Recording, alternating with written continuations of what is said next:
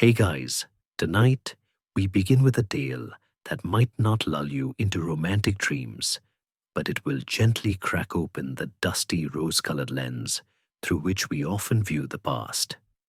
Picture this: a dimly lit drawing room, gas lamps flickering on polished wallpaper, a young woman seated primly on a floral chaise lounge, her corset slightly too tight, her cheeks burning not from love, but from the pressure of an impending conversation that could decide the rest of her life. Across from her, a man clears his throat. He's not exactly Romeo. He might be 3 times her age, but he's ready to make a proposal. Not of the poetic kind, though. This is business dressed up in sentiment. Victorian proposals weren't always about love. In fact, they were often the final step in a long calculated negotiation process, especially among the middle and upper classes. Families nudged, pressured, and sometimes downright coerced daughters into matches that looked good on paper. A man's prospects, his salary, title, family name, and the firmness of his handshake carried more weight than his ability to make his future bride laugh or feel safe. And once a young woman received a proposal saying no could trigger gossip disgrace, or worse, being branded as difficult, a social death sentence for the unmarried. For many women, a proposal wasn't a happy surprise. It was a trap. The very act of being courted could bind a woman's reputation to a man's intentions. If he danced with her too often, walked with her unchaperoned, or sent her letters, society assumed the engagement was imminent. If he then backed out, she bore the blame, and the stain on her reputation could last forever. Meanwhile, the man could merrily saunter on to his next option. Families often engineered these proposals with the precision of a stockbroker calculating risk. Marriage was a transaction, and young women were the currency. A daughter's beauty accomplishments, translation, piano playing, embroidery, and knowing when to shut up, and family connections were stacked like poker chips. If her value seemed high enough, suitors came calling. If not, the family might embellish, exaggerate, or outright fabricate her appeal. And once a proposal landed, the pressure to accept it could be overwhelming. This wasn't just a class issue. Even in working-class families, marrying off a daughter could relieve financial burdens or secure a useful alliance. A proposal might mean fewer mouths to feed or access to housing, food, or stability, meager as it might be. But love was an afterthought, if it appeared at all. What made things even trickier was the strange dance of romantic restraint that colored the whole courtship process. A man might not even speak to a woman directly before proposing. Instead, his intentions were hinted at through stiff visits, polite tease, and the occasional awkward piano duet. If he did get down on one knee, it might not be in a garden of roses, but in the suffocating silence of a parlor, while her aunt hovered in the corner like a ghost with a teacup. Once a proposal was accepted, the couple entered into engagement, which was practically as binding as marriage. Breaking it off wasn't just awkward, it was scandalous.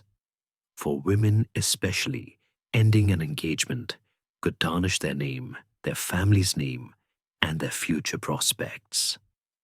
In some cases, a broken engagement meant retreating from society, entirely relegated to spinsterhood, with only her needlework and regret for company. There were exceptions, of course. There were couples who genuinely loved each other, who whispered sweet nothings under lilac trees and laughed through garden strolls. But they were outliers, lucky ones, who managed to thread the needle between affection and social obligation. Most others had to fake it until the ring was on the finger and the vows were made, after which, ironically, it was too late to fake anything at all. The irony is that Victorian society loved the idea of romance. Their novels were brimming with longing glances and love thwarted by fate. But in practice, real-life love was expected to be quiet, rational, and strategic. Don't marry, for love will come later, they said. Except sometimes it didn't. Sometimes all that came was silence duty and a cold breakfast. By modern standards, the whole process seems stifling. But in the Victorian mind, it was a kind of security system. They believed that feelings were fickle, but social status, reputation, and income were dependable. And in a world where a woman's future was entirely dependent on the man she married, a good proposal, even a loveless one, was better than the terrifying alternative of no proposal at all. So the next time someone sighs wistfully about how romantic the past was, maybe ask them to imagine standing in that drawing room, cheeks flushed, breath held, heart pounding, not with anticipation, but with fear. And remember, that was just the beginning. Once the yes was uttered, sometimes whispered nervously, with the mother clutching smelling salts, nearby the young Victorian bride-to-be didn't just gain a fiancé. She was about to lose something far more important, her legal identity. Victorian marriage law was astonishingly clear on one thing. Upon marriage, a woman ceased to exist in the eyes of the law, not metaphorically, legally. She became what was called a femme covert, meaning her identity was quite literally covered by her husband's. Whatever she had once owned, from land to teaspoons to her own name, was now effectively transferred to him. She could not sign a contract, sue in court, or even access her own inheritance. All those rights had just changed hands with the simple phrase, "I do." Now imagine this from the woman's side. Perhaps she had a modest dowry, a few inherited possessions, or maybe even a small business if she came from a merchant family. The moment she married, her control over all of that vanished. It was now her husband's property to manage or squander as he saw fit. And he didn't have to consult her, explain himself, or even inform her. He was under no obligation to share the spoils. This wasn't just about finances. A Victorian husband also gained control over his wife's body. Under the law, marital rape didn't exist because a wife was not legally separate from her husband. She was considered essentially an extension of him. Consent was folded into the wedding vows. He had by law and by custom the right to demand what he pleased in the marriage bed, and she was expected to submit with grace, or at least silence. This ownership extended to children. The moment a child was born into a marriage, that child belonged to the father. Full stop. If a woman was abused, neglected, or abandoned, and chose to leave the marriage, she had no right to take the children with her, even if she was the one who raised them, even if he had never changed a diaper or spent a night by a sick bed. The courts, if she even dared to approach one, would side with the husband. Some particularly brutal cases made headlines. One famous example involved Caroline Norton, a 19th century woman whose husband barred her from seeing her own children and refused to grant a divorce. She campaigned tirelessly for legal reform, and miraculously, some of it stuck.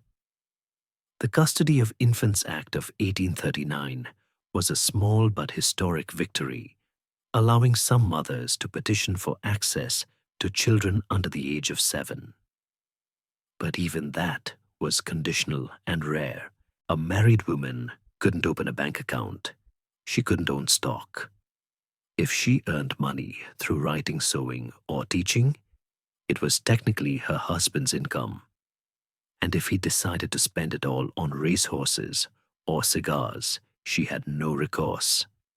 In fact, she might be blamed for failing to inspire his domestic attentions. Even the clothes on her back were his. If she left him, fled a dangerous home, or simply snapped and ran, he could legally pursue her and reclaim his belongings. If she took her hairbrush or bonnet, that was theft. If she resisted him taking it back, that was assault. And if he struck her in punishment, that was discipline. It's hard to overstate how complete this legal erasure was. In practice, some husbands were kind and fair, and many couples muddled along in relative harmony. But if things turned ugly, the wife had nowhere to turn. Police wouldn't intervene. Courts wouldn't hear her case. She didn't exist on paper anymore. She was a ghost in her own home. Some women tried to work around this system.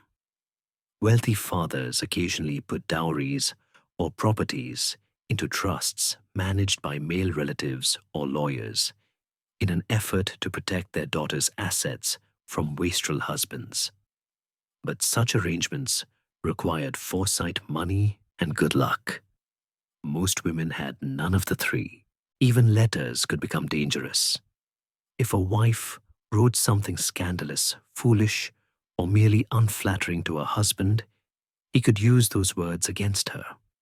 In fact, he could publish them without her consent. She had no legal standing to stop him. That right was his, as it was with everything else. It wasn't until the late 19th century that any meaningful legal reform began to chip away at this reality.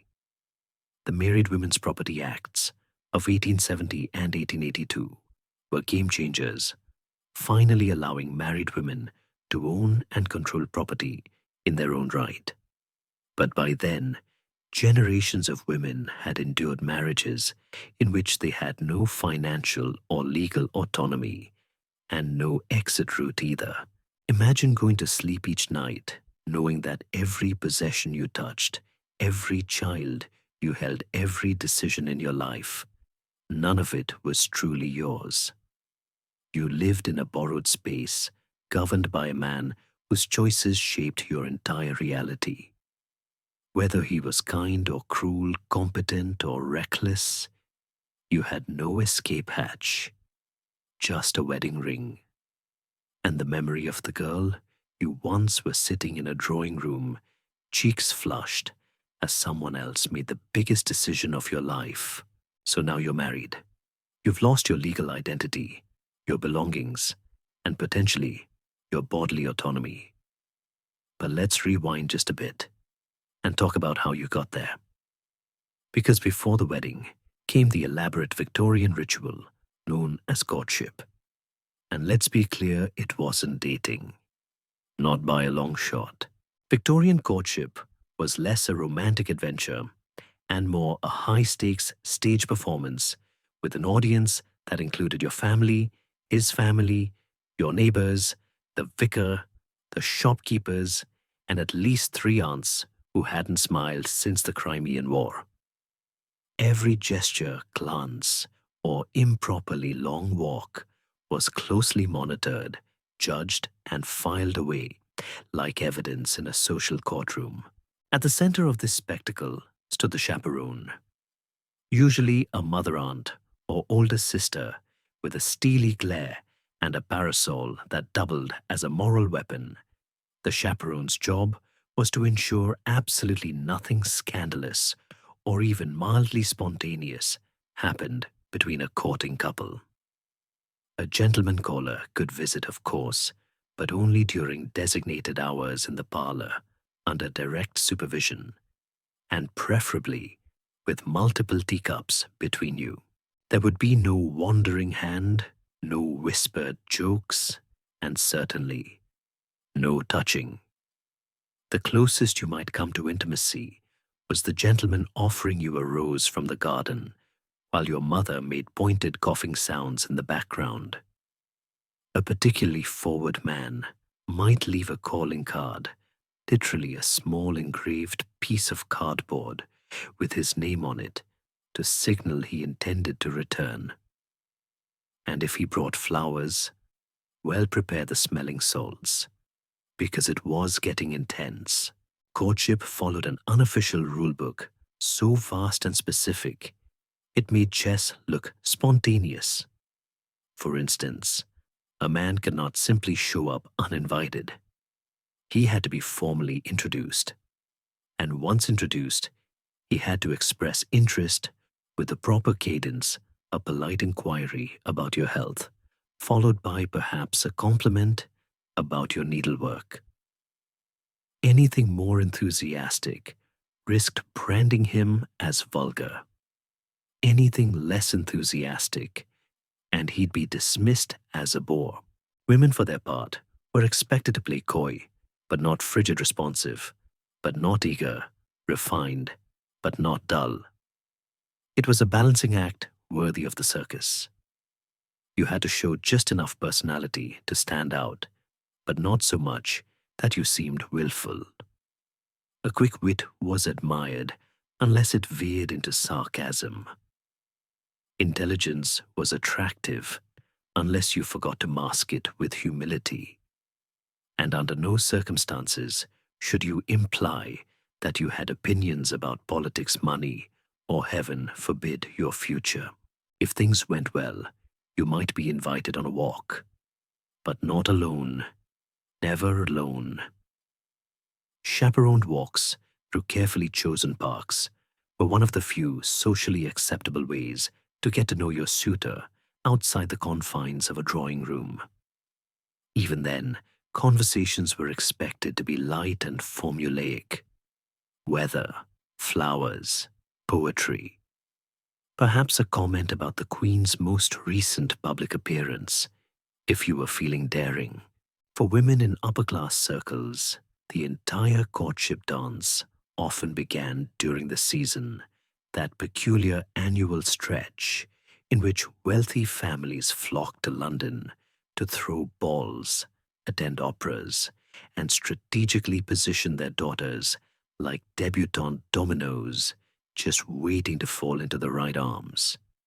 It was exhausting, competitive, and largely ceremonial.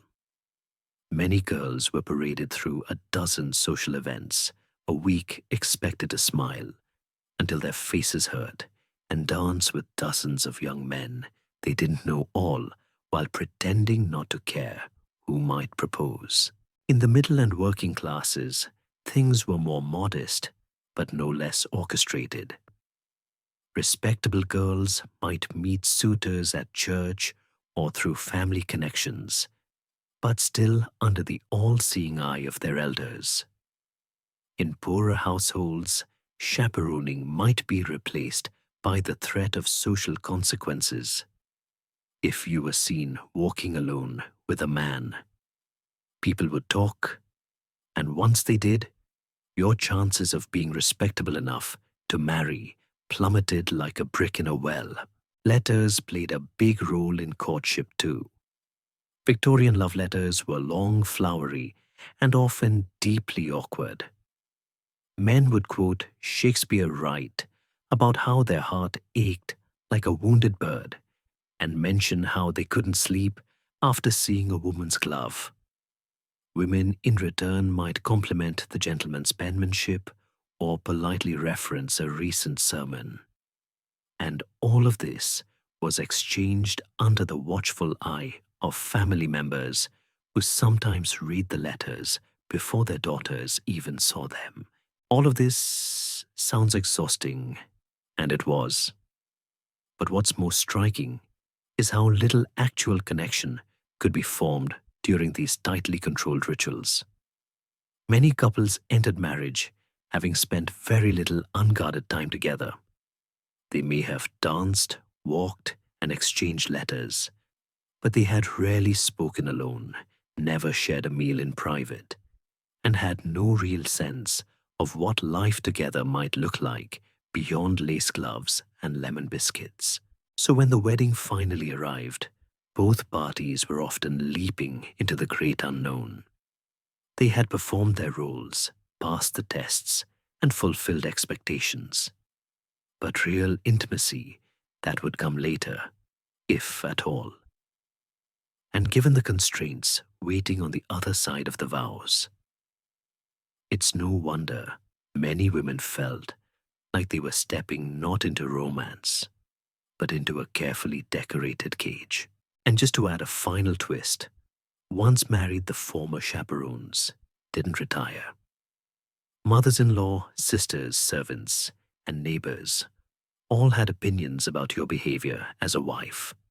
So while the courtship phase may have been rigid and suffocating, it was merely the prelude to a lifelong performance, with the stakes only getting higher once the curtain fell and the household door closed behind you. If Victorian courtship was a delicately choreographed play, the moment the proposal was accepted, it became something else entirely, a business transaction with ribbons on top. Behind every lace-trimmed veil and trembling yes was a ledger, a lawyer, and a series of discreet but intense negotiations.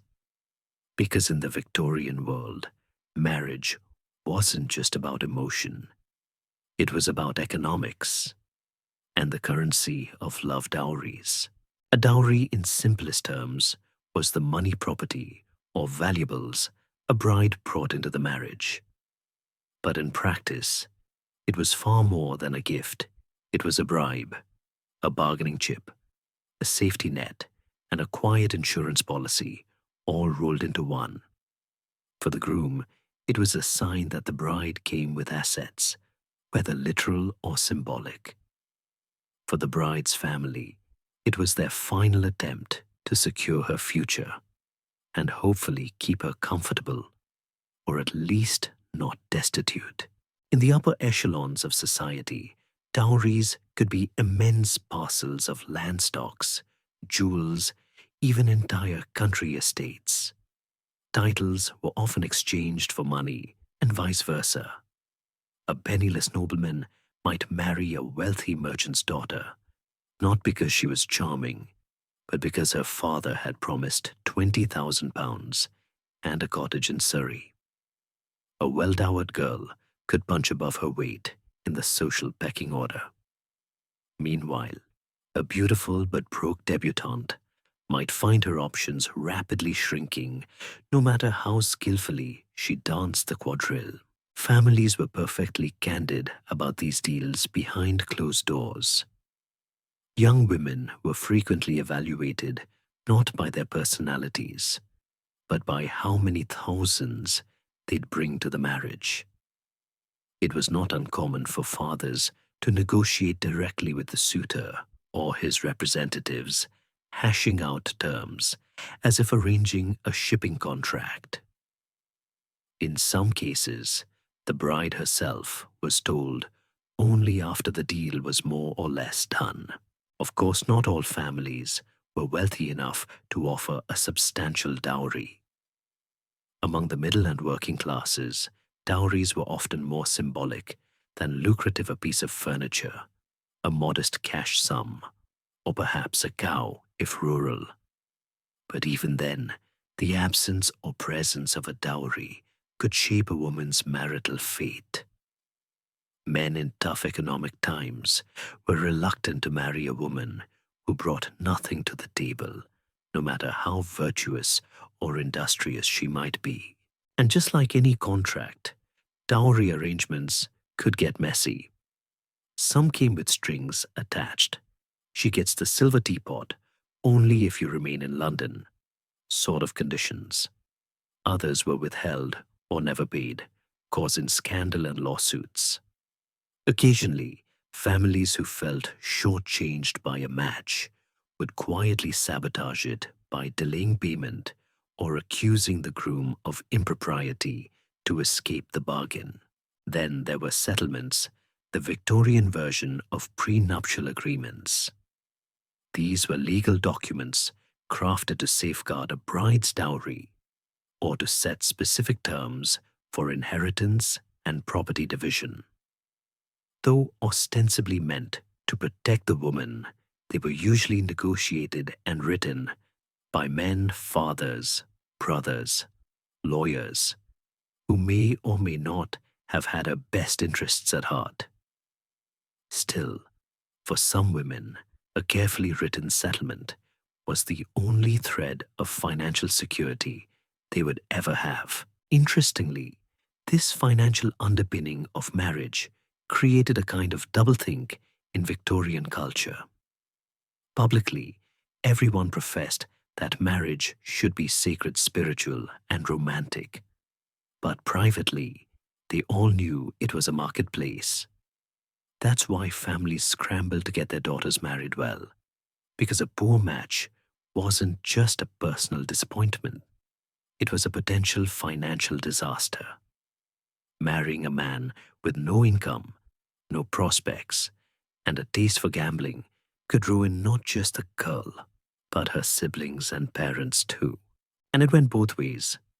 If a man married a woman with no dowry, he took on the full financial burden of supporting her and potentially her extended family.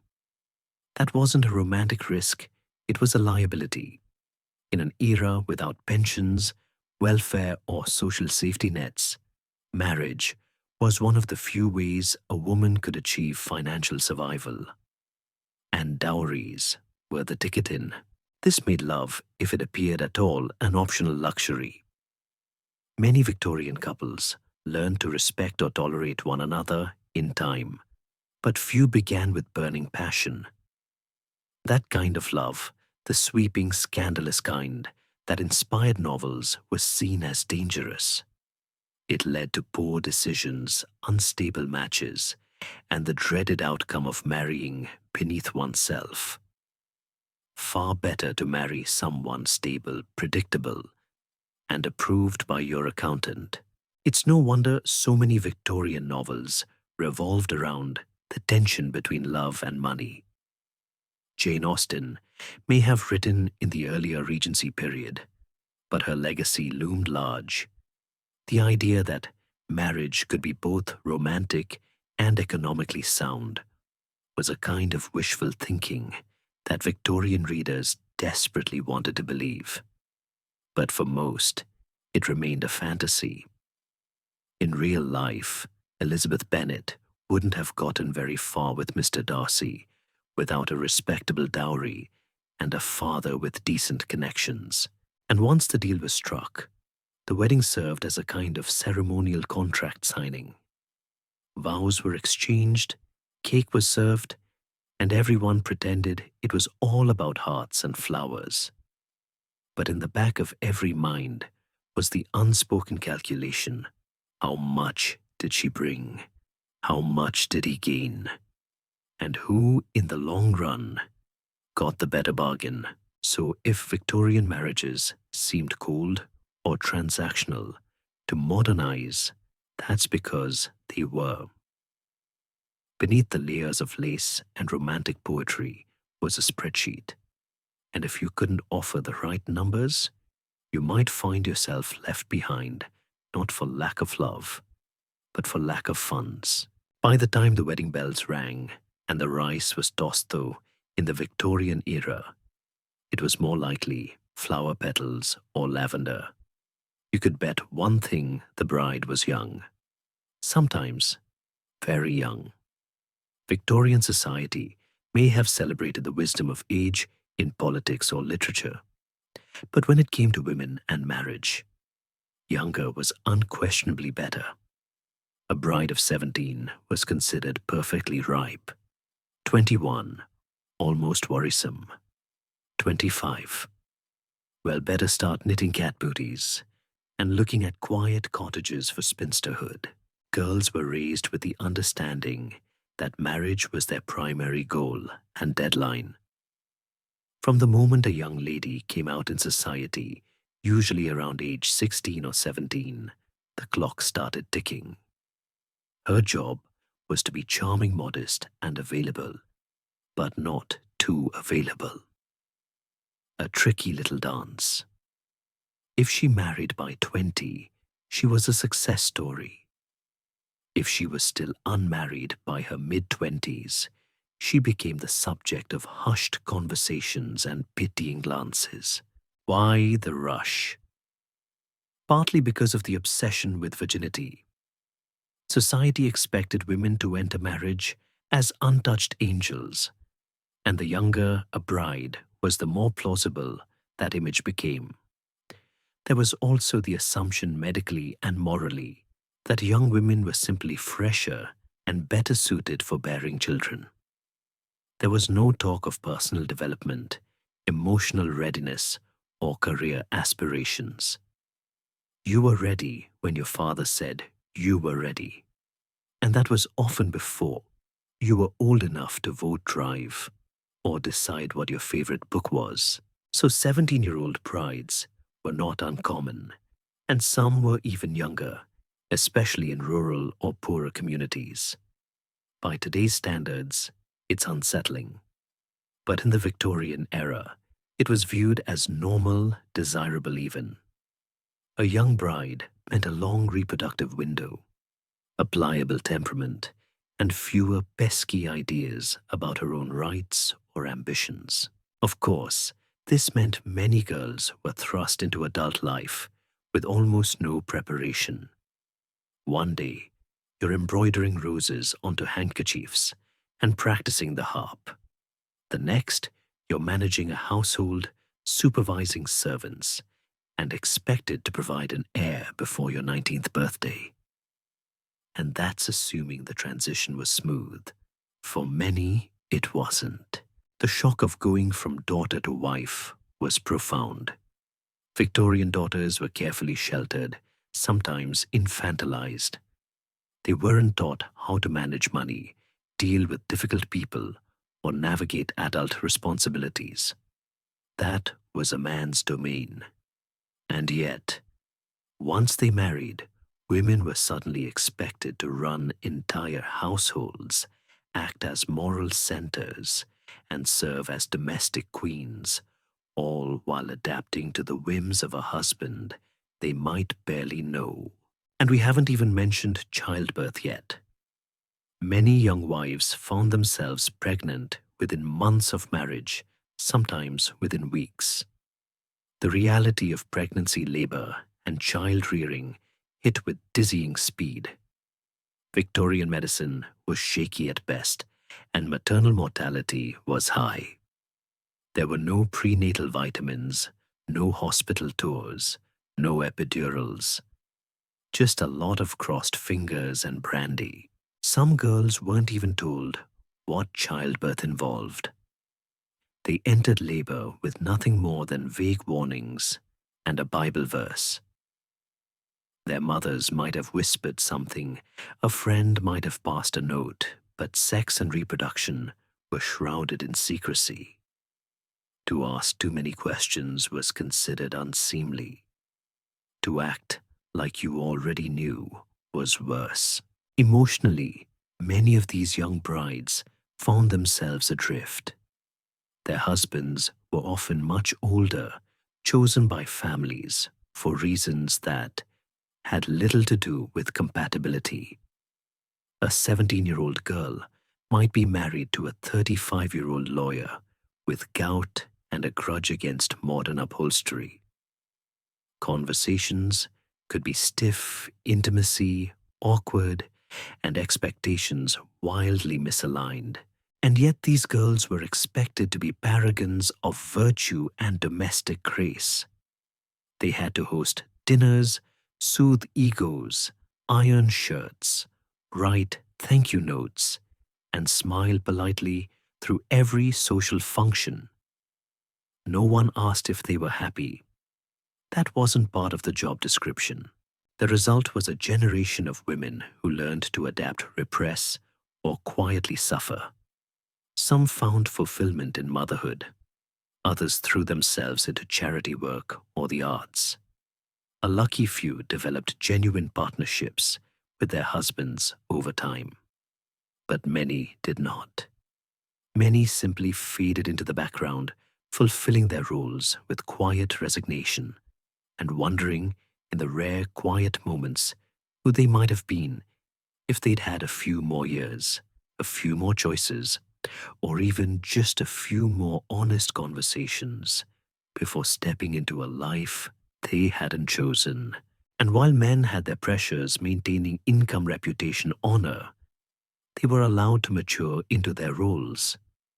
A man could marry at 30 and be praised for his prudence. He could delay commitment, establish his career, and choose a bride when convenient. But a woman's prime was a narrow window, and once it closed, it rarely reopened. So when we look at those stiff portraits of Victorian couples, him standing straight in a dark frock coat, her seated with a haunted look in her eyes, it's worth asking, how old was she? What had she given up to be there? And did she have any idea what was coming next? Because marriage was not the culmination of her dreams. It was the beginning of a long, unpredictable climb. And 17 was a very young age to start the ascent. Victorian society had a rather troubling obsession, and it centered around a concept that was both elusive and aggressively policed: virginity. Purity, chastity, modesty, whatever you called it. Victorian men expected their brides to arrive at the altar as if freshly unwrapped from a silk-lined box marked "Do Not Touch." And woe unto the woman who didn't. This wasn't just a cultural preference.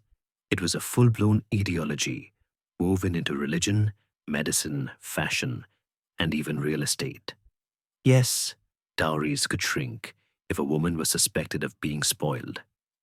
Virginity wasn't simply a moral virtue. It was a commodity, a brand, a kind of spiritual insurance policy that guaranteed, at least in theory, that a man was getting something new. And the social pressure to protect it was suffocating. Girls were warned from a young age not to walk alone, not to laugh too loudly, not to talk to strange men, and definitely not to feel anything that might resemble physical desire. Education about sex anatomy or even menstruation was minimal to non-existent. It was entirely possible to be married without knowing how babies were made. Some brides went into their wedding night believing it would involve gentle hand-holding and perhaps a hymn. Others thought it might kill them. Meanwhile, boys were encouraged to indulge their natural impulses. This meant a lot of double standards and a general consensus that men just couldn't help themselves.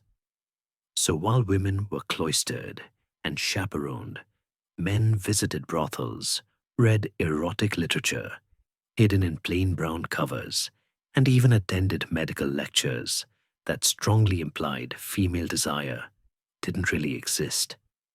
Women were meant to be passive men, active.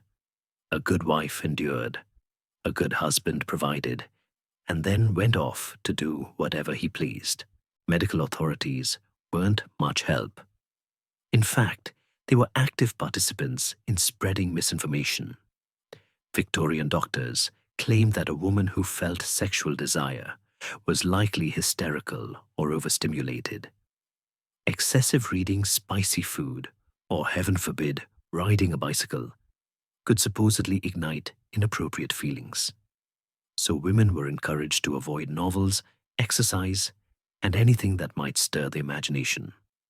Instead, they were told to cultivate moral purity and spiritual calm. Which, let's be honest, sounds exhausting. And then there was the infamous concept of the fallen woman. If a woman did have premarital sex, or was merely suspected of it, her social life was essentially over. She could be rejected by suitors, shunned by friends, and cast out by her family. There were entire asylums dedicated to housing fallen women, often indistinguishable from prisons. And many of those women weren't seductresses or rebels. They were girls who had been coerced, deceived, or outright assaulted. For a man's sexual experience was expected. For a woman, it was catastrophic, which created a rather bizarre dynamic. In marriage, men were often disappointed when their wives didn't respond with the skill and enthusiasm of a Parisian courtesan, despite having just spent 20 years being warned that touching their own knees was immodest. Some men were dismayed by their wives' fear or lack of understanding. Others were confused when their own desires weren't mirrored. No one had told them that repression isn't exactly the recipe for mutual satisfaction. And here's where it gets darker. If a bride was discovered not to be a virgin, the consequences could be brutal.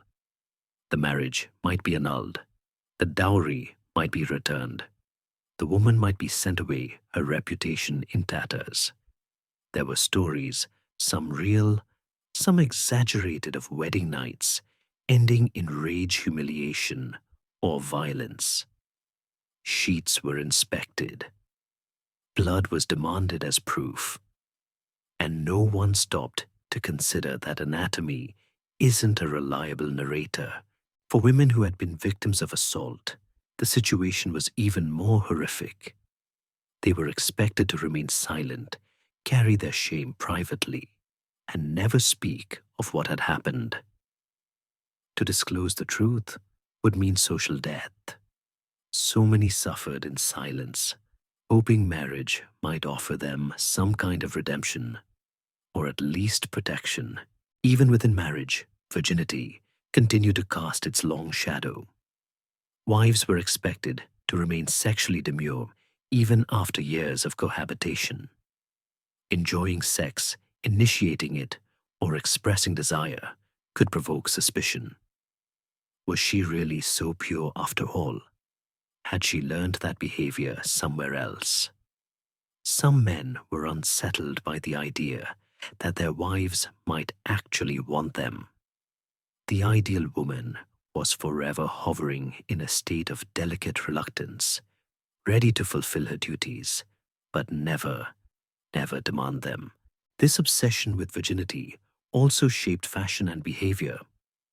Women wore corsets and high collars not just for style, but to signal modesty. Their speech was measured. Their steps were small. Every gesture was designed to communicate innocence. Too much laughter, loose morals. Too much knowledge, dangerously worldly. The safest bet was to smile politely, look confused during suggestive jokes, and express interest in embroidery and scripture. And the irony, of course, is that society was drenched in hidden desire. Erotic novels sold briskly under the counter. Prostitution flourished in every major city. Affairs happened frequently, but they had to be cloaked in secrecy and discretion. For women, even desire itself had to be buried so deeply that they sometimes lost the ability to recognize it in themselves. So while Victorian culture preached restraint and purity, it also created a perfect storm of ignorance, hypocrisy, and shame. And women bore the brunt of it, expected to be virginal, until marriage, indifferent afterward, and obedient throughout. The pressure to remain pure didn't protect women. It disempowered them. It made honest conversations impossible. It turned sex into a source of fear rather than connection. And it ensured that many brides entered marriage not with excitement or joy, but with a silent sinking sense that something was expected of them, and no one had told them what it was.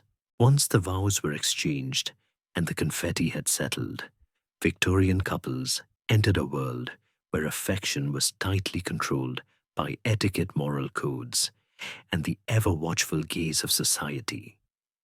On paper, marriage was supposed to be a sanctuary of love and companionship. In practice, it was often a masterclass in emotional repression. Victorian culture prized restraint. Public displays of affection between husband and wife were frowned upon. A gentle hand on the arm, maybe. A kiss on the cheek in front of guests, scandalous. Married couples were expected to maintain a level of decorum that would make a marble statue look overly enthusiastic. The idea was that true feelings were private, sacred, and not to be flaunted. But this relentless focus on propriety came at a price. Newlyweds, especially young brides, were often baffled by the abrupt shift in expectations. Before marriage, any signs of emotion were discouraged. After marriage, emotional connection was supposed to bloom overnight. But with no tools, no experience, and no language to discuss vulnerability, many couples found themselves floundering. The emotional intimacy that modern couples strive for was not just rare in the Victorian household, it was actively discouraged. Romantic love did exist, of course. Letters from husbands to wives during long separations revealed tenderness, longing, and genuine affection. But that kind of vulnerability was often confined to paper.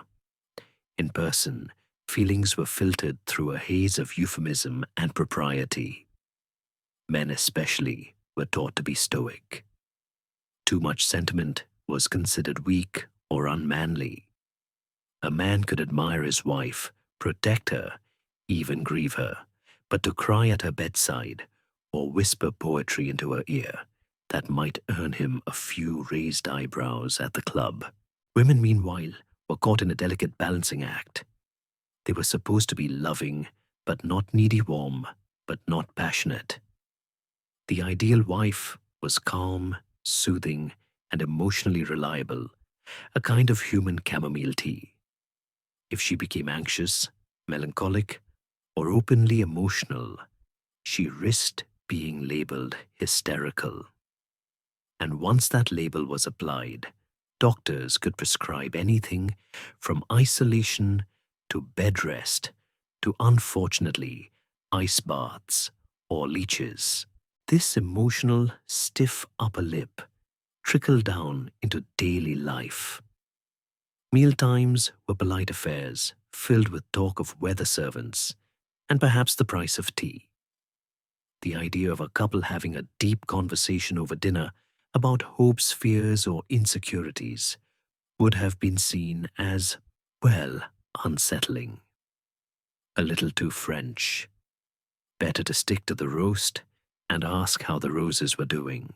Even in letters and diaries, many Victorians wrote about their spouses as if describing a trusted business partner.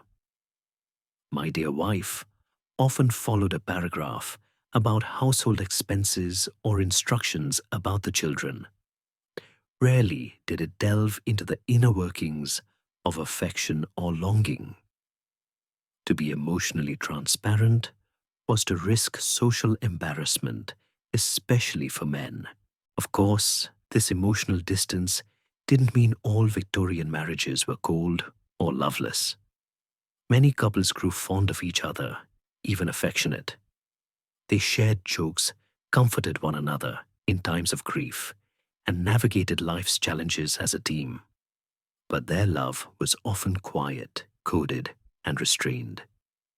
A husband might show affection by warming his wife's tea before handing it to her. A wife might sew her husband's initials into his handkerchiefs. Small acts of devotion were everywhere, but big declarations were rare. And when things went wrong, when couples disagreed, grew apart, or simply didn't connect emotionally, there were few acceptable ways to address it. Marriage counseling didn't exist. Talking openly about problems was considered bad manners. A wife who complained might be told to count her blessings. A husband who withdrew into silence might simply be seen as being a man of few words. And the emotional distance only deepened. This had serious consequences for mental health. Victorian women in particular were vulnerable to what was then broadly diagnosed as hysteria. The symptoms were often just signs of depression, anxiety, or emotional starvation, weeping, fatigue, restlessness, or a vague sense that something was terribly wrong. But instead of empathy or understanding, many were treated with a mix of dismissal and dangerous cures. The real solution connection communication agency was rarely considered, and yet Victorian literature tells another story. In the pages of novels, characters fell deeply in love, confessed their fears, wept in each other's arms. Writers like Thomas Hardy, Charlotte Bronte, and Elizabeth Gaskell depicted emotional lives that felt rich and raw. This was both a reflection of hidden truths and a form of wishful thinking, a dream of what could be if only society would loosen its collar a little.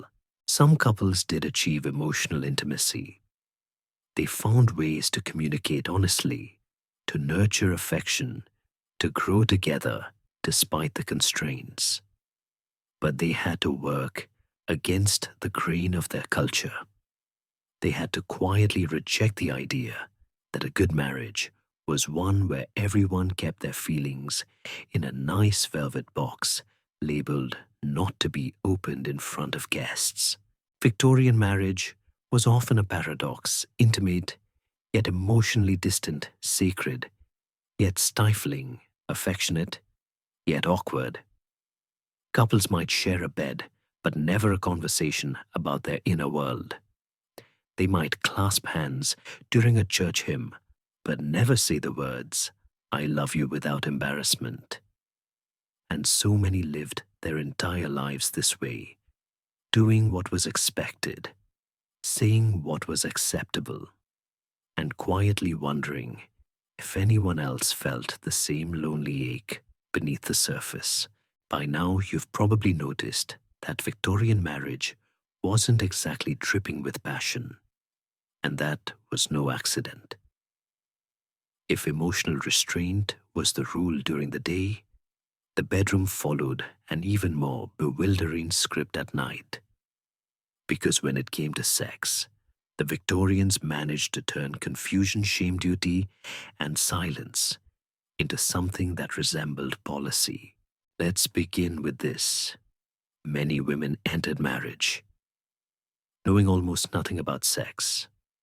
It wasn't just that it was taboo to talk about it. It was considered downright immoral to even think about it. Proper girls were shielded from any mention of the body reproduction or physical intimacy. If they asked questions, they were hushed. If they speculated, they were corrected. And if they dared to express curiosity, well, someone might bring out a Bible and suggest a prolonged stay at a relative's house in the countryside. Some girls were told absolutely nothing. They were sent into their wedding night as if boarding a train without a destination, a map, or a ticket. And when that moment arrived, already loaded with pressure, fear, and the looming possibility of pregnancy, they were expected to simply endure. No education, no dialogue, no understanding. Just close your eyes, say your prayers, and hope it's over quickly. Husbands, meanwhile, were expected to be experienced, but discreetly so. Most had some exposure to sex before marriage, often through visits to brothels or conversations with other men. But few were taught how to be patient, communicative, or empathetic. The idea of mutual pleasure was rarely discussed. Instead, sex was framed as a duty, a husband's right, and a wife's obligation. And if she cried, winced, or showed signs of distress, he might assume that was normal. Or worse, assumed she just wasn't a passionate type. The notion that a respectable woman might enjoy sex was deeply unsettling to many Victorian men. A wife who expressed desire could be viewed with suspicion. Was she secretly impure? Was she too worldly? These twisted assumptions led many women to perform a lifelong theater of indifference. They pretended not to want, not to feel, not to notice. And over time, some even believed it themselves. The ideal wife was passive. She submitted without complaint, expressed no preferences, and never initiated. Any sign of pleasure was to be buried under layers of modesty and restraint. Entire medical books were devoted to the belief that female desire was a rare and somewhat dangerous exception. If a woman actually enjoyed sex, it might be treated as a medical issue. She might be diagnosed with nymphomania, a word thrown around with alarming frequency, and subjected to treatment ranging from isolation to, in extreme cases, surgical intervention. Let's pause to consider that enjoying sex could get a woman treated. This all created a strange dynamic: the man taught to pursue and conquer, and the woman taught to retreat and endure. With no shared language for pleasure or intimacy, it's no wonder many couples found sex awkward at best, miserable at worst. And because discussing it was off limits, they often just didn't. Years of misunderstandings could stack up in silence. There were exceptions, of course. Some couples stumbled their way into mutual affection and physical connection.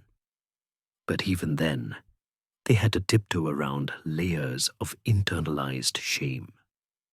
Victorian Christianity preached that sex was only acceptable within marriage and only for the purposes of reproduction. Passion was not part of the package. It was something one found in French novels, things polite people did not read. Even within marriage, frequency and behavior were judged. Too often, and a couple might be considered indecent. Too little, and the wife might be accused of withholding or being cold. Women couldn't win. They were expected to be desirable enough to satisfy their husband's needs, but modest enough to seem untouched by those needs themselves. And let's not forget the ever-present fear of pregnancy. Contraception existed in limited, unreliable forms: sponges, sheaths, withdrawal. But it was poorly understood and rarely discussed. The average Victorian wife had very little control over her reproductive life. She could become pregnant 10, 12, even 15 times. Each pregnancy carried serious risks, including death in childbirth, permanent injury, or miscarriage. And still, the expectation remained: do your duty, bear your children, don't complain. Many women developed a dread of sex, not because they were frigid or unnatural, but because it was tied so closely to danger and exhaustion. A loving marriage might soften that fear, but it rarely erased it. Husbands weren't always cruel, but they were often uninformed, and even well-meaning ignorance could feel like betrayal. The psychological toll was immense. Women who couldn't express themselves sexually were often left feeling broken. Some turned to religion, others to literature or music, and many to quiet despair. Intimacy became a battlefield of unsaid things, needs, unspoken desires, denied, and fears never named. It's important to remember that none of this was inevitable. These dynamics weren't the result of nature, but of culture. A culture built on myths about purity, masculinity, and control. It told women that pleasure was shameful, and told men that dominance was love. And then it asked them to build marriages out of those two mismatched parts. So if you've ever wondered why Victorian couples look so tense in their portraits. It's not just because they had to hold still for 10 minutes. It's because behind the stiff collars and tight corsets was a private world ruled by silence. And in that silence, whole lifetimes of confusion, frustration, and longing were lived quietly, obediently, and alone.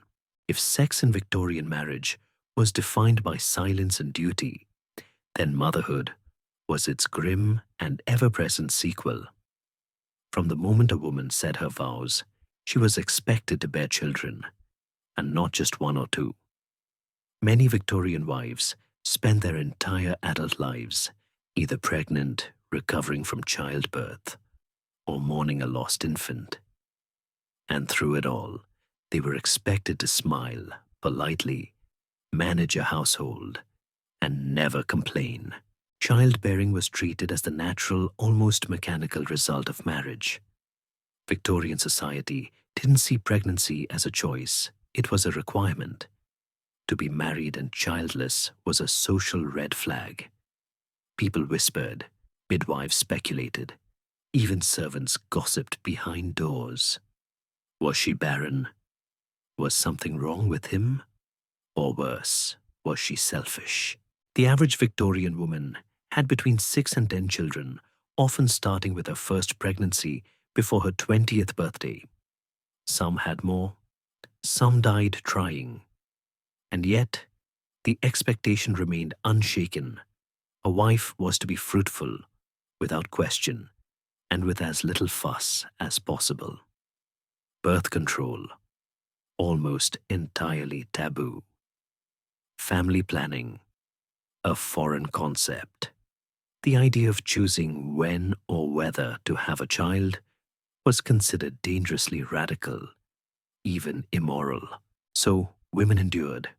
They gave birth in bedrooms with cold towels and nervous servants. They labored for hours or days under the care of midwives, some skilled, some wildly unqualified.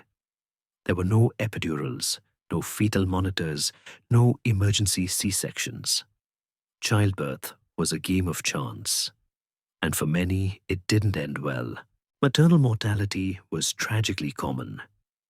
A woman might survive the delivery, only to die of childbed fever. Days later, a bacterial infection caused by unsanitary conditions and a poor understanding of hygiene. Doctors often moved from autopsies to deliveries without washing their hands. Germ theory was in its infancy, and many believed disease was caused by bad air or a weak constitution. As a result, young mothers were lost to preventable infections, leaving behind grieving families and stunned infants. And then there were the babies themselves. Victorian infant mortality was staggering. Nearly 1 in 5 children died before their first birthday. Causes ranged from malnutrition to measles to contaminated milk. Families regularly lost multiple children, sometimes in the same month. Grief was a constant companion, tucked into cribs and christening gowns. But despite the risks, and perhaps because of them, society romanticized motherhood to an absurd degree. Women were told that their suffering was noble, that pain brought them closer to God, that sacrifice was their highest calling. If a woman died in childbirth, she was remembered as a saint. If she lived, she was expected to rise from her sickbed and resume her duties with barely a whimper. The physical toll was immense. Repeated pregnancies weakened the body. Some women developed permanent injuries, prolapsed organs, chronic infections, or what was delicately called nervous exhaustion. And yet complaints were discouraged. Mothers were to be patient, graceful, and unflinching. Rest was a luxury, recovery a privilege.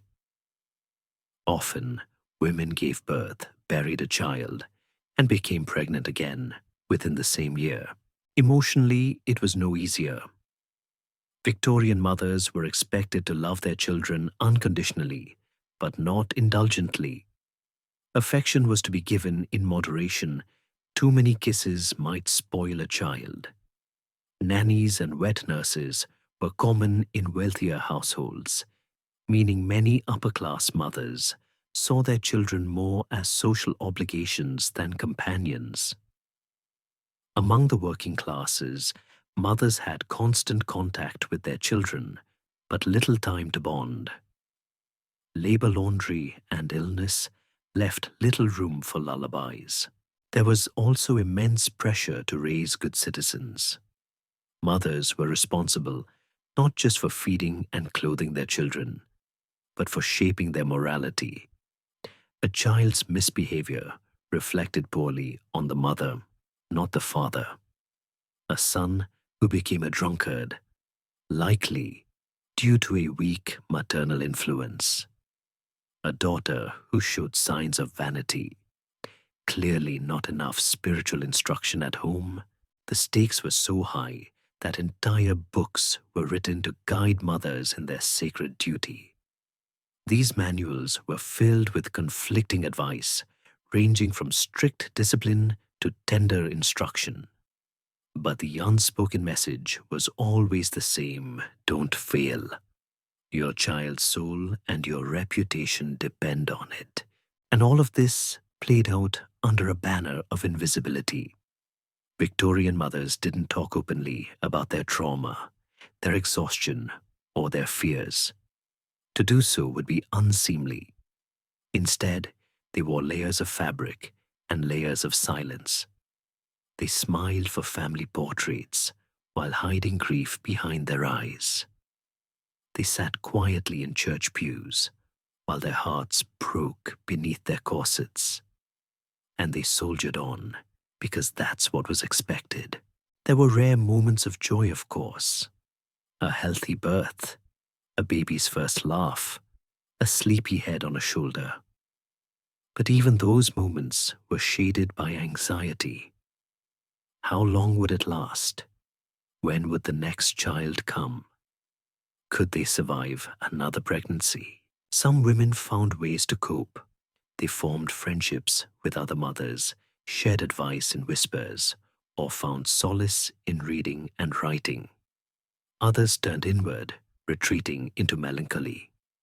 Postpartum depression, though never named, was a quiet epidemic. It was labeled as nerves or hysteria and treated with bed rest or tonics, or in extreme cases, institutionalization. Yet through it all, the mythology persisted. Motherhood was woman's highest role.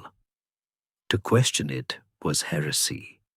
To struggle was weakness. And to want more, to want autonomy, safety, or even a pause was a kind of treason against the natural order. So Victorian women did what they always did. They endured.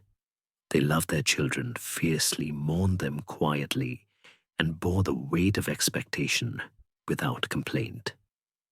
But behind every mother's smile was a story of survival. And behind every nursery door, another chapter waiting to begin. In the great ledger of Victorian marriage, wives were loaded with duty, silence, and sacrifice.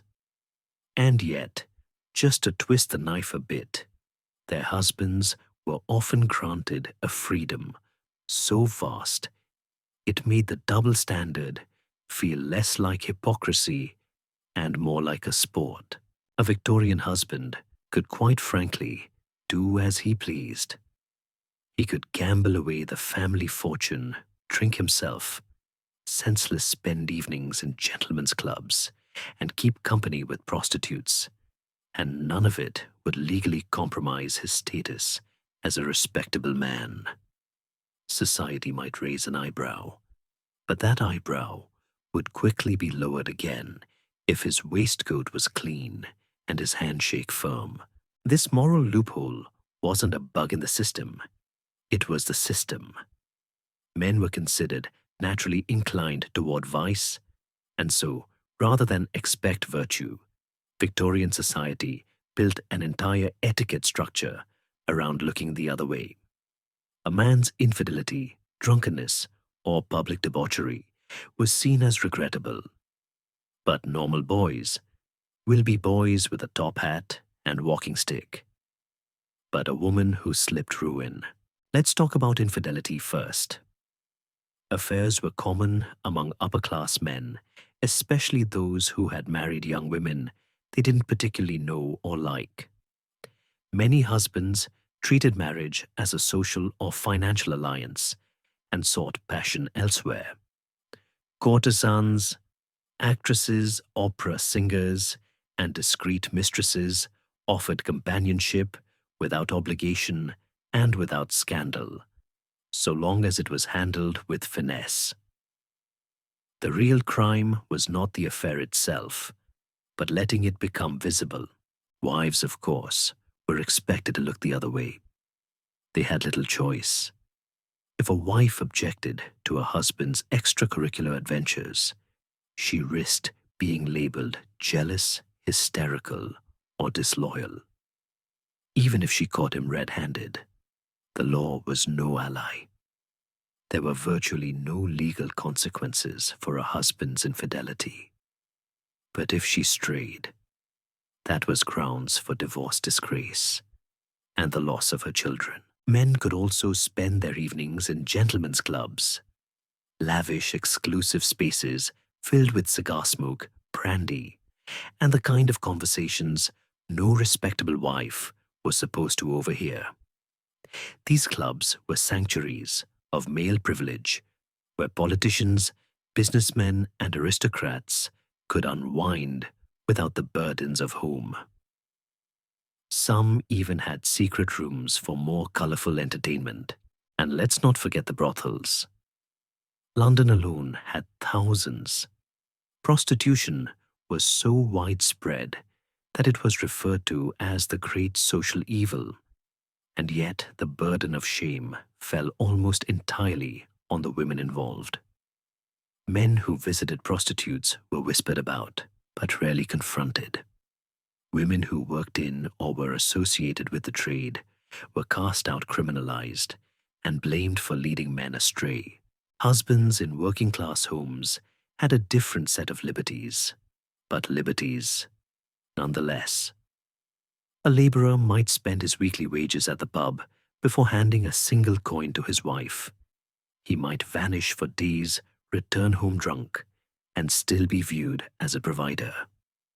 Wives in these households often bore the brunt of financial instability, raising children and managing homes with empty cupboards and full ashtrays.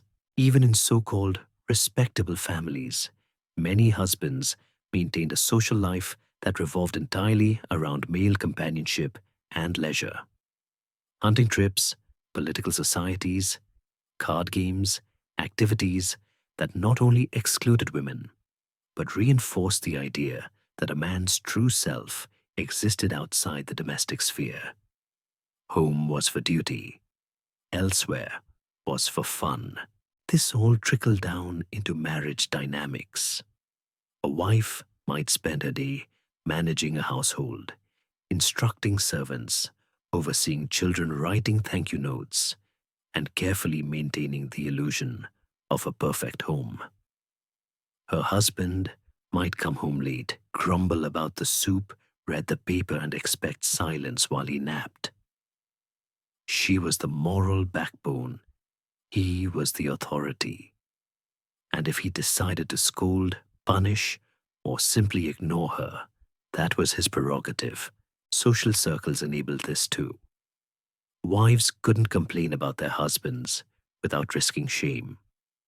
There were no Facebook groups for exhausted Victorian moms, no therapy sessions to talk through marital resentment. The general attitude was be grateful. He married you. He gave you children. He comes home most nights. What more could you want? As always, there were exceptions. Some marriages were true partnerships. Some husbands were kind, attentive, and faithful. But even those men benefited from a system that gave them far more freedom than their wives could ever dream of. They could be bad husbands without being punished. Women had to be excellent wives just to survive. By the late Victorian period, reformers began to challenge these norms.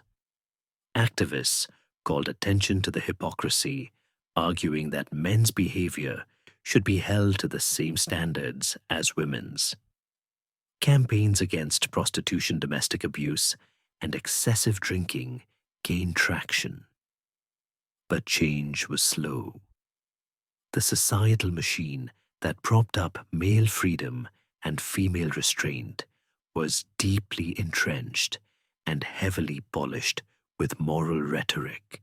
So while Victorian marriage was pitched as a sacred bond between equals in practice, it was a lopsided affair. One partner was expected to be an angel.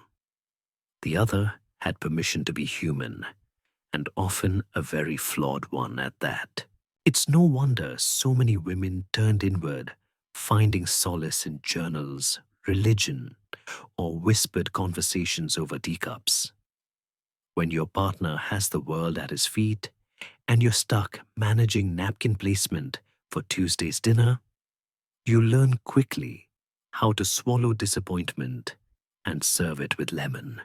Let's talk about something Victorian society tried very hard not to talk about: violence within marriage. Because beneath the polished manners and lace-trimmed ideals of the Victorian home, a darker reality often lurked behind closed doors. Domestic violence wasn't just common, it was in many cases entirely legal. Victorian husbands had what was euphemistically called the right of correction. That meant a man could discipline his wife in much the same way he might discipline a child or a servant, as long as he didn't kill her, maim her, or beat her with a stick thicker than his thumb. Yes, that's where the phrase rule of thumb is, often though debatably said to have come from. He was unlikely to face consequences. In fact, the law generally considered such behavior a private matter. The home was the man's castle, and what happened inside its walls was nobody else's business. This created a terrifying imbalance. A woman could be struck, berated, isolated, or humiliated, and there was little she could do. If she went to the police, she was likely to be told to go home and try not to provoke him. If she confided in friends or neighbors, they might offer sympathy, but rarely action. Most would tell her to be patient, to pray, or to try harder to please him. And this wasn't limited to drunken brawlers in tenement housing. Abuse occurred in fine drawing rooms just as often as in cramped back alleys. Wealth and class offered no immunity, just better curtains to hide behind. A well-to-do husband might never raise his voice in public, might be lauded as a gentleman at his club, and still make his wife's life a quiet hell. Victorian culture romanticized male dominance and female submission. A wife was expected to be pliant, obedient, and gentle. If she argued, questioned, or resisted, she risked being labeled rebellious, unwomanly, or difficult, dangerous labels in a society where her entire social worth rested on being agreeable. A man, by contrast, was praised for being firm. He was head of the household. If things went badly, it was often assumed his wife had somehow driven him to it. Some women fought back not with fists, but with the few tools available to them. Some fled to relatives, hoping for shelter and discretion. Some recorded their experiences in diaries or letters that they dared not send. A few brave souls spoke out publicly, helping to ignite early reform movements. But these women were the exception, and their paths were brutal. To accuse a husband of abuse was to risk losing everything: home, children's social standing, even personal safety. One of the most famous advocates against this injustice was Frances Power Cobb, a writer and activist who called attention to the epidemic of domestic violence in the 1870s. She argued quite sensibly that a wife should have the right to live without fear in her own home. Her essays were passionate, detailed, and full of righteous fury, and they helped spark public debates that slowly began to shift opinion. Still, legal change was glacial. It wasn't until the Matrimonial Causes Act of 1857 that divorce became even slightly attainable for the average person, and even then, it heavily favored men. A husband could divorce his wife for adultery alone. A wife had to prove adultery and some additional wrongdoing like cruelty or desertion, and proving cruelty nearly impossible. A few bruises wouldn't cut it. The court might ask whether she had provoked him or if she'd failed in her wifely duties. Even with witnesses, success was rare. The unlucky ones ended up in lunatic asylums. Victorian doctors often diagnosed women with mental illness when their behavior strayed too far from expectations. A woman who resisted abuse, raised her voice, or showed signs of trauma could be labeled insane and committed for her own good, of course. Once inside, she could be kept there indefinitely, and the legal bar for release was terrifyingly high. And yet, even in the face of this bleak reality, some women found ways to reclaim a sliver of agency. They wrote novels that hinted at their experiences, poems that dripped with unspoken grief, letters full of coded cries for help. Some found allies in other women, forming quiet networks of support, early seeds of the feminist movement that would bloom in the decades to come. Even the visual arts began to shift. Painters and illustrators started depicting the darker side of marriage scenes, of despair, fear, and entrapment that stood in stark contrast to the romanticized domestic bliss of popular imagination. These works didn't spark revolutions overnight, but they chipped away at the myth of the perfect Victorian household. Of course, many men were not violent. Some were kind, tender, and respectful. But the terrifying part was that they didn't have to be. The system didn't require it. A husband could be abusive and still be seen as respectable. He could destroy his wife's spirit and still be praised for keeping her in line. And society, with its rigid codes and selective morality, would pat him on the back for maintaining order. So when we picture Victorian marriage, it's worth remembering that the silence of those elegantly posed portraits might not just be stiffness or modesty, it might be fear. Behind every velvet curtain, there could be a woman nursing a bruise, not just on her body, but on her sense of self. And behind every gentleman's smile, there could be a man quietly aware that the law, like the parlor, was on his side. While the Victorian home is often imagined as a warm hearth tended by a loving wife, the day-to-day reality for many of those wives was far less cozy and far more isolating.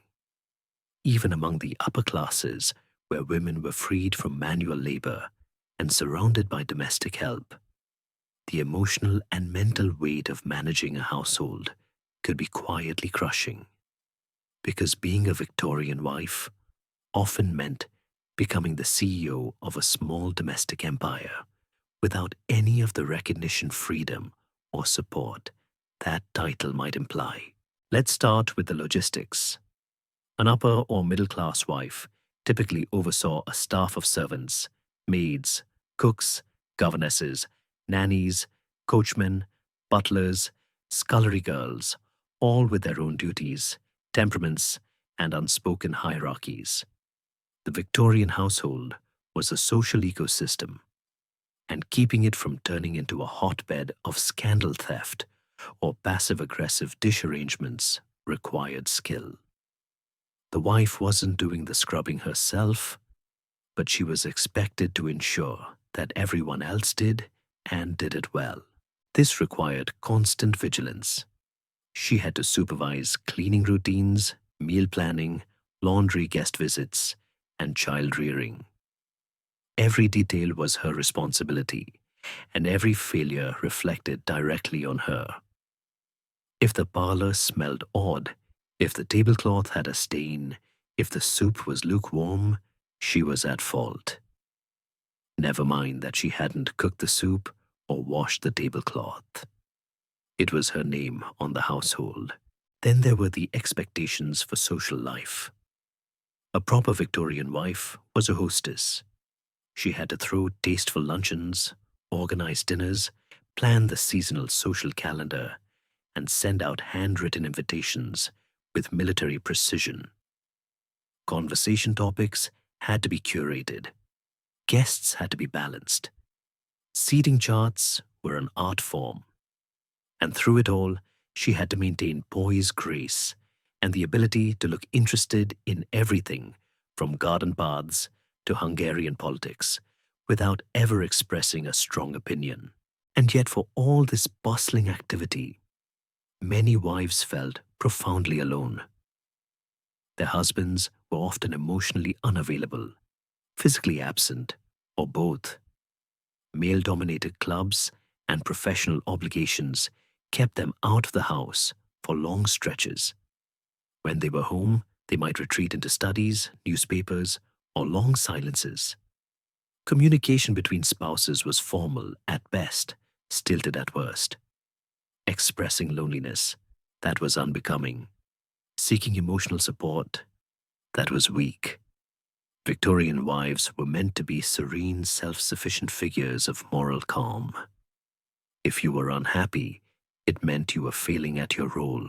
The loneliness was especially acute for women without close family nearby. Sisters, mothers, and female friends were lifelines, but not always available. Moving for your husband's career meant losing touch with your support system. Visiting friends regularly could be seen as frivolous. And if you confided in the wrong person, gossip could wreck your reputation. So many women retreated inward, bottling up their thoughts, writing in private diaries, or pouring themselves into quiet hobbies like embroidery, letter writing, or endless walks in the garden. Religion offered solace for some. Church attendance was expected, and many women took comfort in the rituals and routines of faith. Others turned to literature, reading novels that mirrored their own frustrations or hinted at forbidden feelings. But even this was a risk. Reading too much was thought to overstimulate the female brain. Reading the wrong kind of books could lead to inappropriate thoughts. A wife's mind, like her behavior, was supposed to stay tidy. The daily monotony could be numbing, especially for women without children, or for those whose children were older and under the care of governesses. The Victorian home was vast and busy, yet it could feel like a beautifully wallpapered prison. The routines check the linens, supervise the flower arrangements, remind cook about the veal offered structure, but not fulfillment. Many women began to feel like ghosts in their own homes, seen only when needed, heard only in the right tone, acknowledged only in the context of service. And let's not forget that even in wealthier homes, the privilege of not having to work came with its own trap. Women had no earnings, no savings, and often no idea of the household's actual financial situation. They were dependent on their husbands for money, and that money came with strings. Asking for too much too often, or for the wrong reasons, could prompt lectures or coldness. Even simple pleasures, A new dress, a visit to a friend had to be carefully justified. Autonomy was minimal. You could manage a home, but not your own finances. Some women tried to break the mold. They joined reform societies, attended lectures, took up writing, or engaged in quiet philanthropy. These activities provided a sense of purpose, a way to stretch beyond the drawing room walls. But this required courage and the luxury of a tolerant husband. Many who ventured too far beyond the expected boundaries were mocked, dismissed, or accused of neglecting their proper duties. So while the image of a Victorian wife sipping tea in a sunlit parlor may look serene from a distance, it often concealed a deeper truth that she was lonely, overburdened, and underappreciated. Her world was built on routine and restraint, and while she might be surrounded by servants and schedules, she often lacked the one thing that mattered most: connection. The irony is that these women were the glue holding the entire household together. Their labor, both seen and unseen, kept the machinery of the home running smoothly. They created order-soothed tempers, maintained appearances, but their emotional needs, tucked neatly away in a drawer next to the silver polish and the handwritten guest list for Thursday's supper. For all the isolation faced by middle and upper-class Victorian wives, their lives at least came with some domestic support and a modicum of financial security. But further down the social ladder, marriage looked very different and not necessarily kinder. For working-class women, becoming a wife meant not just emotional labor and household management, but literal back-breaking daily toil. There was no ivory tea set, no governess in the nursery. There was you the coal stove, 3 children under 5, and a husband who might or might not come home sober. In working-class households, the Victorian wife didn't just oversee the house, she was the house. She cleaned it, heated it, lit. It fed it, clothed it, and patched every hole in its walls, floors, and people. Her hands were red and raw from scrubbing. Her knees hurt from kneeling. Her back ached from carrying water firewood, and toddlers, often all at the same time. And she did all this while society still expected her to be demure, chaste, and morally uplifting. Yes, she was supposed to be a domestic saint, preferably one who could sew a shirt, bake bread, nurse a baby, and haul coal before breakfast. Most married women in the working class had no choice but to work before, during, and after marriage. Some took in laundry, sewing, or piecework at home. Others worked as charwomen or factory laborers. Some sold goods in the market or ran small stalls.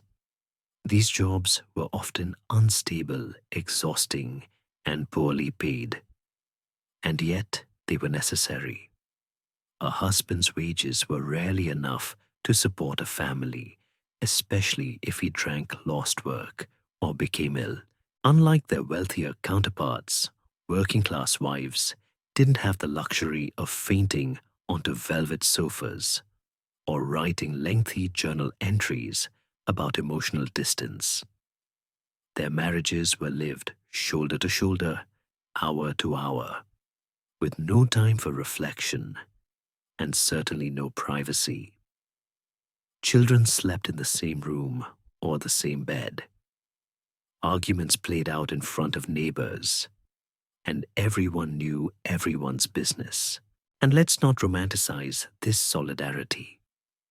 A hard life didn't always mean a close partnership. Men often held all the power in the household, both legally and physically. Many wives lived in fear of their husbands' tempers or fists.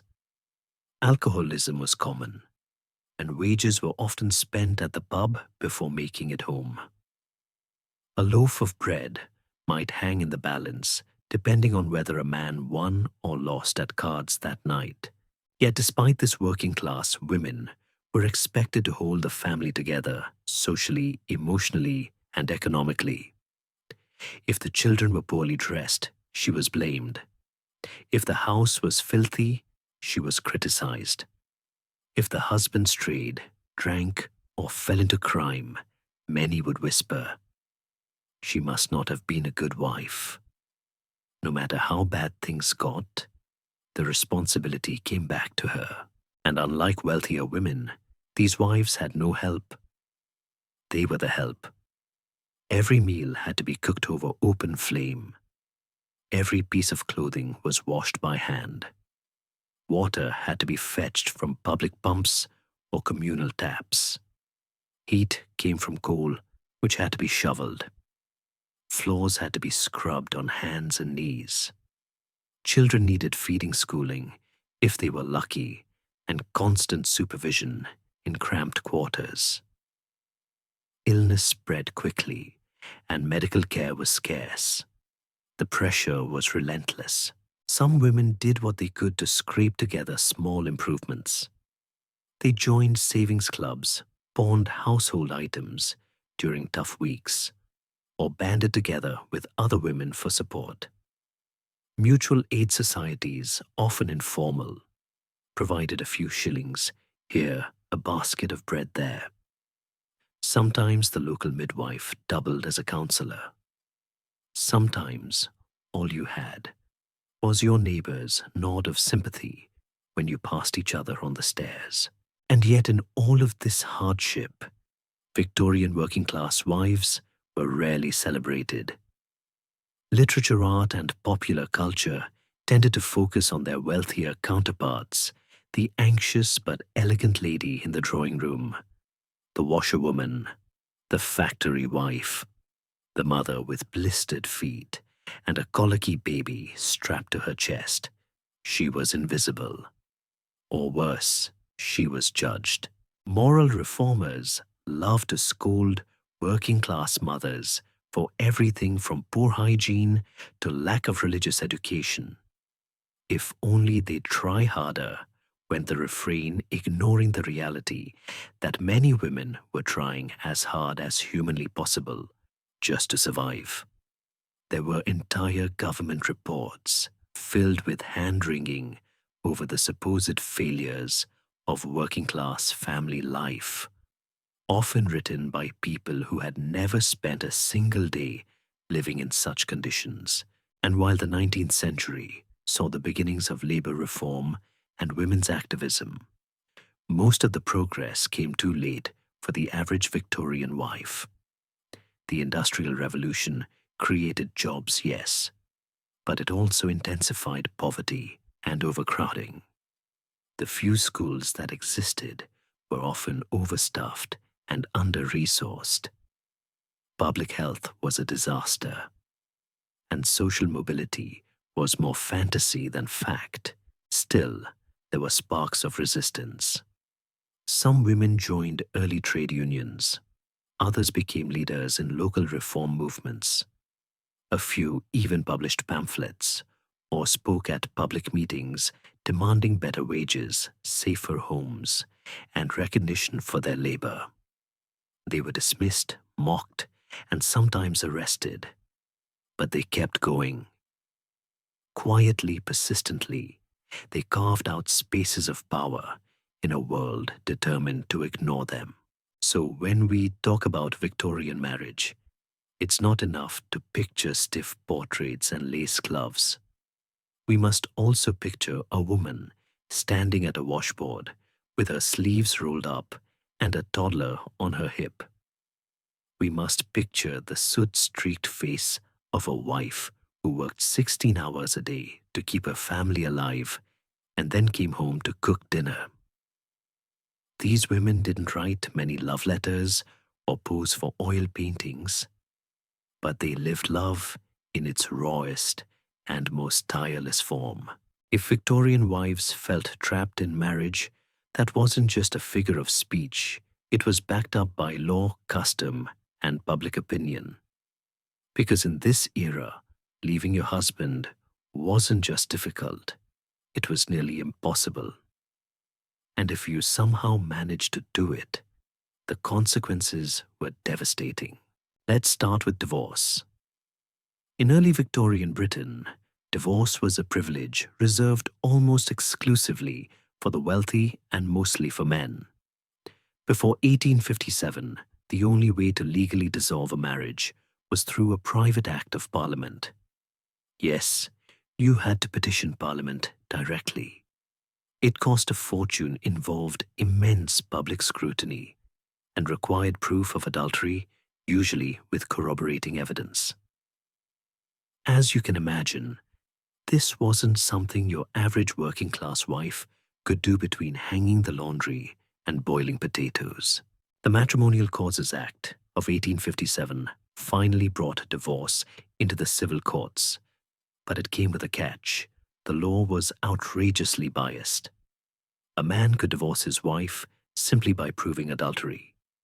A woman, on the other hand, had to prove adultery, plus an additional crime: cruelty, incest, desertion, or bigamy. The bar was high, the cost still steep, and the court proceedings brutal. Women who took their husbands to court were raked over the coals. Their private lives were exposed, their motives questioned, and their reputations often ruined, regardless of the verdict. And let's not pretend society was any kinder than the courts. A divorced woman, even one who had been abused or abandoned, was marked. She became socially radioactive. Invitations stopped arriving. Friends disappeared. Landlords refused her tenancy. Employers, if she was allowed to work at all, avoided her. Respectability was everything in Victorian society, and a divorced woman had none. She was often lumped into the same category as prostitutes or fallen women, untrustworthy, immoral, possibly contagious. Financially, things were even grimmer. A divorced woman had few rights to marital property. If her husband had control of the finances, and he usually did, she might walk away with nothing. No money, no home, no legal right to see her children. In most cases, the children automatically went to the father. The law viewed him as the more competent parent by default, even if he was the one who had caused the marriage to fall apart. Mothers could petition for visitation, but success was rare. Faced with all this, most women didn't attempt divorce. Instead, they endured, or they left, quietly slipping away from their homes and their husbands, hoping to disappear into another town or assume a new identity. But this path was also dangerous. A woman who left her husband could be charged with desertion. If she took the children, she could be charged with kidnapping. And if she tried to remarry without a legal divorce, she risked being tried for bigamy, which could land her in prison. Some turned to separation. A few achieved legal separation through church courts or civil arrangements, though these rarely came with support payments or property settlements. Many more separated informally, living apart while still technically married, scraping together a life on their own. For working-class women, this meant moving in with relatives or taking live-in domestic jobs. For the upper classes, it meant exile. Women who left their husbands often vanished from polite society, entirely relegated to quiet lives in coastal towns or with sympathetic cousins abroad. And what about abuse? You might think that physical violence would be an obvious reason to end a marriage.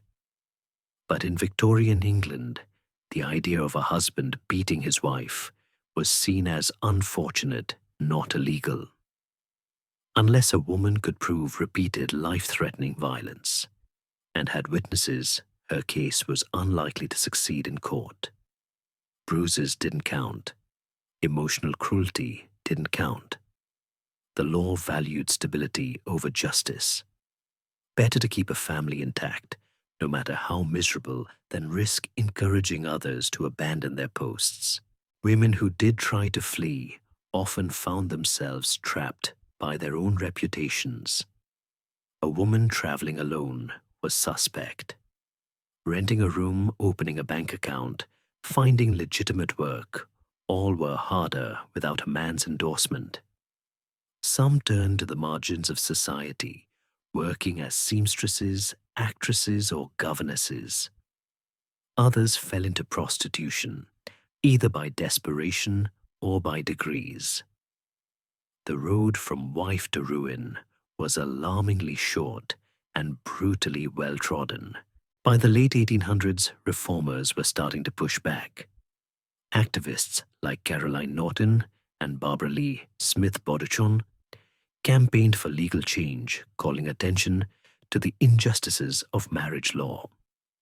Slowly, painfully, things began to shift.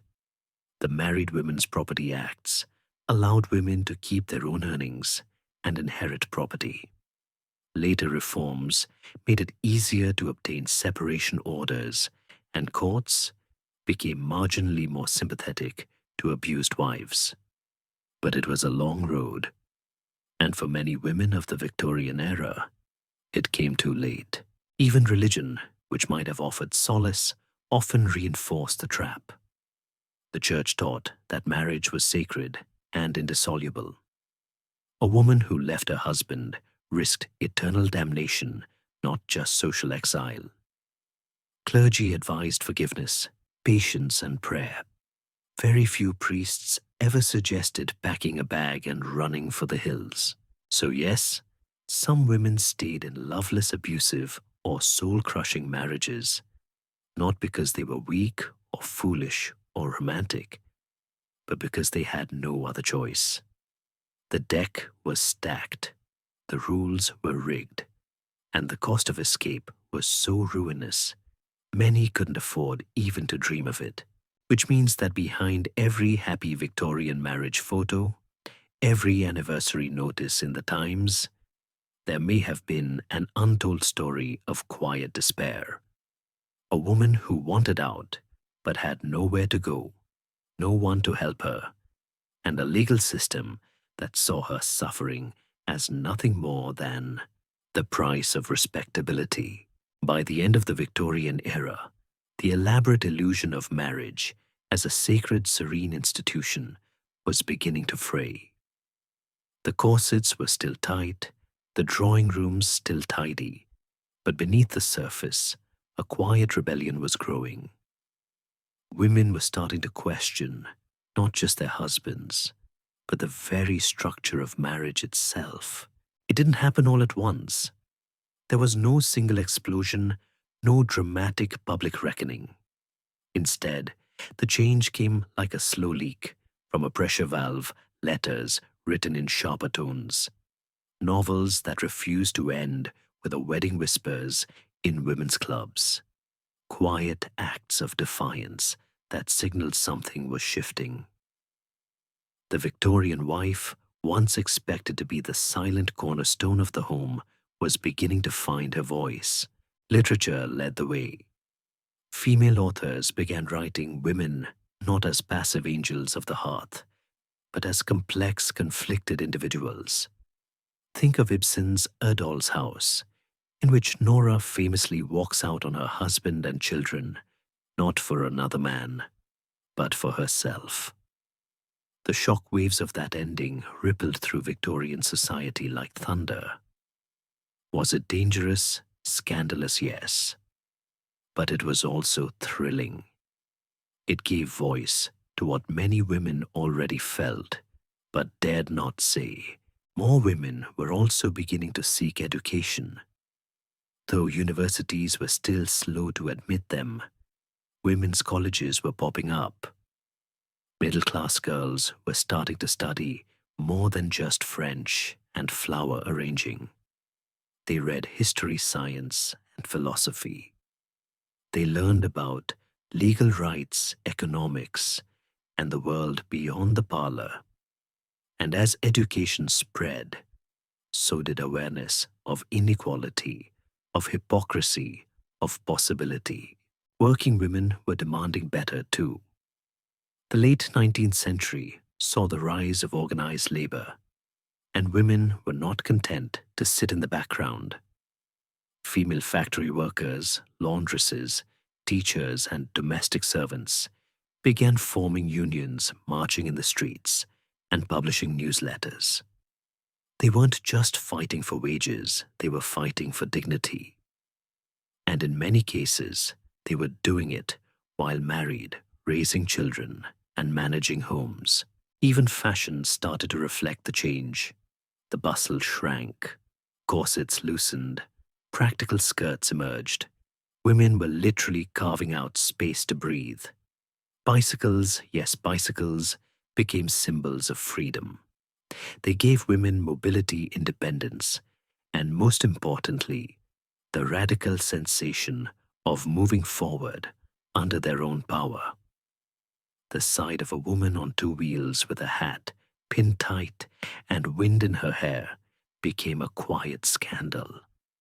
And a public declaration, "I don't need a husband to leave the house." Legal reforms helped. The Married Women's Property Acts were a massive step forward.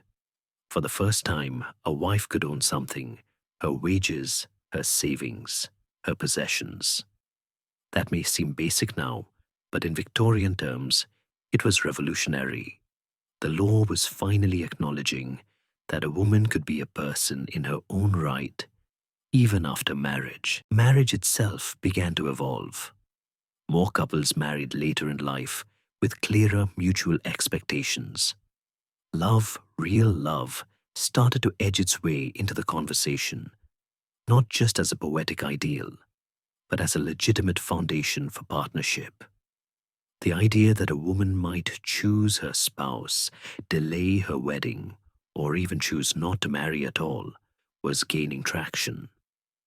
Slowly, society began to accommodate the notion that women were not property, not prizes, but people. And then came the suffragists. By the 1890s, women's political movements were gathering speed. Organizations like the Women's Social and Political Union were formed, and though their focus was voting rights, their broader message was clear. Women deserved autonomy in the ballot box, in the courtroom, in the workplace, and yes, in the home. Their existence alone challenged the foundation of Victorian marriage, which was built on the belief that a woman's place was at her husband's side, smiling and silent. These women weren't asking for marriage to be abolished. They were demanding that it be transformed, that it be a union of equals, not a master and servant arrangement with lace curtains. That love and respect replace fear and duty. That consent, communication, and mutual support form the core, not legality and obedience. Still, the backlash was fierce. Critics warned that if women gained too much power, the family would collapse, society would crumble, and husbands everywhere would be left washing their own shirts. Newspapers mocked feminists as shrill spinsters. Clergy preached about the sanctity of tradition. But the tide was turning. The cracks in the old system were growing wider. By the dawn of the 20th century, the Victorian model of marriage, immovable, idealized, patriarchal, was no longer unchallenged. It had been propped up by generations of polite silence and emotional restraint. But now women were beginning to speak. And once they did, the silence was never going to return in quite the same way. So when we look back on Victorian marriage, it's tempting to see only the gloom, the legal erasure, the emotional drought, the daily injustices.